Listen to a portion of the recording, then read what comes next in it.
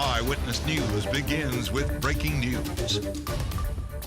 It is a story that eyewitness investigator Mike Perlstein broke online this afternoon. He exclusively obtained a copy of the consultant's draft report on how to stop the bleeding at the NOPD. Now, that report contains some eyebrow-raising recommendations. Mike joining us now in studio with details. I mean, what did it have to say? Well, that's right, Katie and Charisse. The 9-page document may be a draft, but it includes 50 recommendations, and those recommendations are bold, immediate, and some may actually be overly ambitious. But many of the sweeping ideas were welcomed by a longtime police commander who is the head of one of the police unions.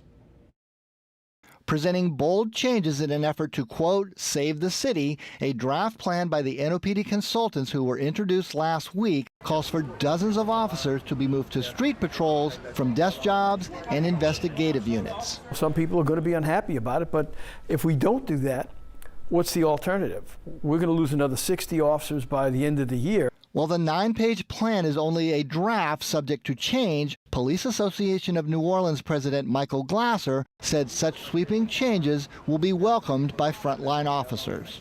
You know, the officers that are in the street that are suffering now, the 400 cops that we have now that are trying to hold this together and answer these calls, these 30, 40, 50 call backlogs, they're going to be happy to have that help. Some of the 50 recommendations by former New York police commanders Fausto Pichardo and Thomas Conforti were already announced by Mayor LaToya Cantrell, such as major pay incentives, expanded health insurance, more take-home cars, and a change at the top of the Public Integrity Bureau. But Glasser believes that some of the proposals may face an uphill climb, such as getting 40 of the NOPD's 85 reserve officers to help with patrol duty.